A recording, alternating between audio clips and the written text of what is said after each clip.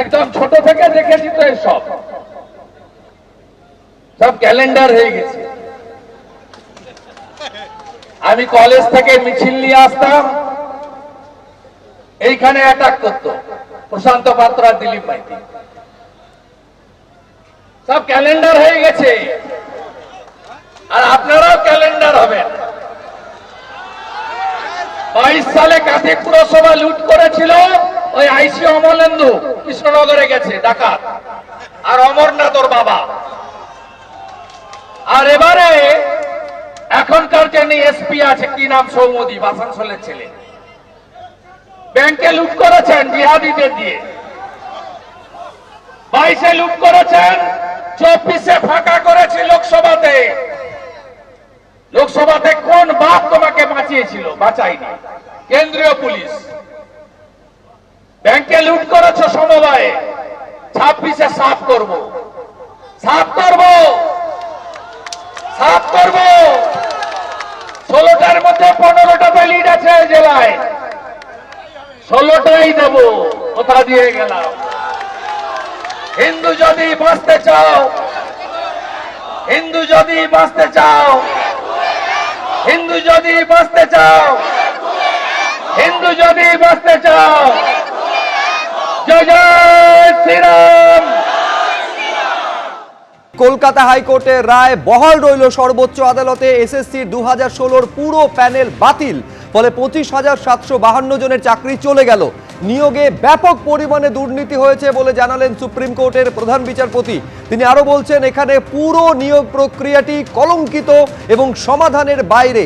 বৃহত্তর পরিসরে জালিয়াতি হয়েছে এবং তা ধামাচাপা দেওয়ার চেষ্টা, আর তার ফলে নিয়োগ প্রক্রিয়ায় অপূরণীয়ভাবে কলুষিত হয়েছে।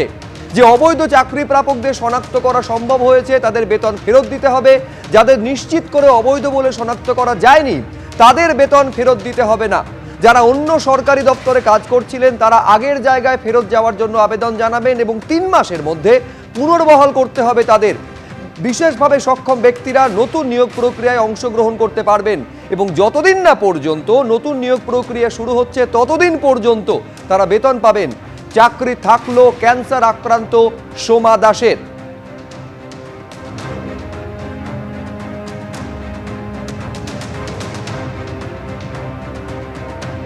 আপনারা জানেন যে কলকাতা হাইকোর্টের রায়ে প্রাক্তন শিক্ষা প্রতিমন্ত্রী পরেশচন্দ্র অধিকারীর কন্যা অঙ্কিতা অধিকারীর চাকরি চলে যায়, তাকে বেতন ফেরত দিতে হয়। সেই চাকরি পেয়েছিলেন ববিতা সরকার, ববিতা সরকারের চাকরিও চলে যায়, সেই জায়গায় চাকরি পান অনামিকা রায়। আজ সুপ্রিম কোর্টের রায়ের পর অনামিকা রায়েরও চাকরি চলে গেল। তারপর কি বলছেন অনামিকা, দেখুন।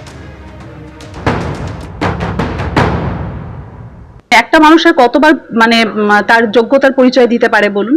একবার এত লড়াই করে এত মানে আমি যে যোগ্য সেটা প্রমাণ করে চাকরিটা পেয়েছি, আবার কিন্তু সেই ওই একই অযোগ্যদের তালিকায় আমাকে ফেলে দেওয়া হয়েছে।